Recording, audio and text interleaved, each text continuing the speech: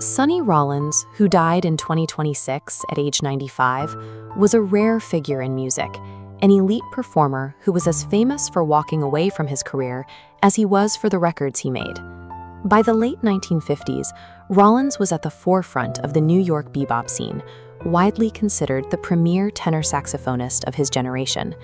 He was already a regular collaborator for jazz legends like Thelonious Monk and Miles Davis, who described him as an aggressive, innovative player with a constant stream of fresh ideas. In 1956, he released his breakthrough album, Saxophone Colossus. It was a massive critical success that solidified his status as a major jazz star. This rapid success defined him as a hard-swinging bebop prodigy. It was a public identity he was about to spend the next 2 years dismantling. Despite the accolades, Rollins was dissatisfied with his own playing. He felt his technique wasn't meeting his own standards, and that he had more to learn about his instrument.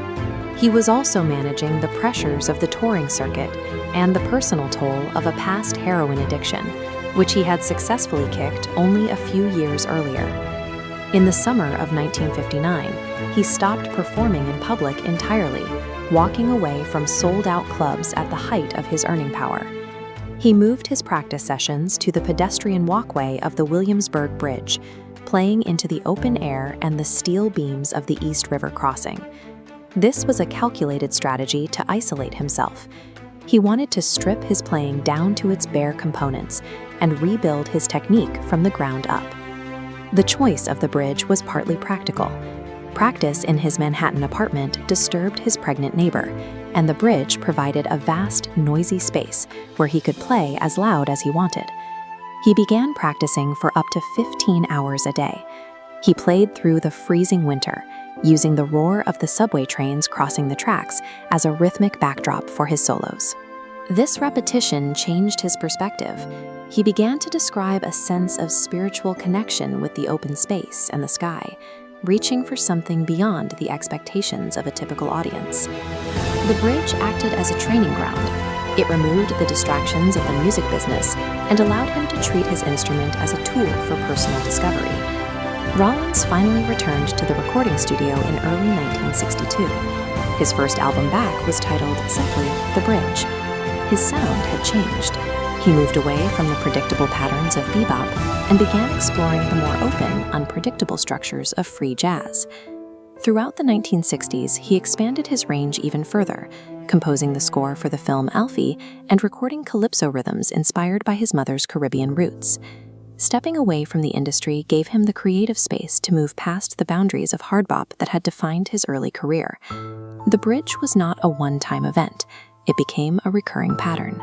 Rollins would continue to use strategic withdrawals to manage his creative life. Between 1968 and 1971, he took another sabbatical to live in an Indian ashram, focusing on Zen meditation and philosophy. These breaks allowed him to outlast his peers. He eventually reached a new audience in 1981, providing the uncredited saxophone solos for the Rolling Stones album Tattoo You.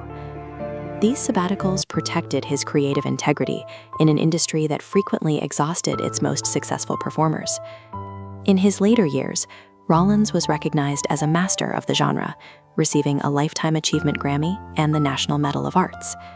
However, in 2014, he was diagnosed with pulmonary fibrosis. It was a severe respiratory condition that made it impossible for him to continue playing. Blowing into the saxophone now made him physically ill. He was forced into retirement, a transition that initially led to a period of deep depression. This diagnosis served as a final, involuntary sabbatical, testing the spiritual endurance he had cultivated during his years on the bridge and in the ashram. He used his long-standing meditation practice to find a way to accept his retirement. He eventually moved past his frustration, choosing to be grateful for the career he had already experienced. Sonny Rollins died at his home in Woodstock, New York, at the age of 95. He believed that the creative process simply continued into a different form of existence. Rollins left behind hundreds of recordings, but his career also demonstrated that sustained creativity can depend on the willingness to step away from the crowd to find a new sound.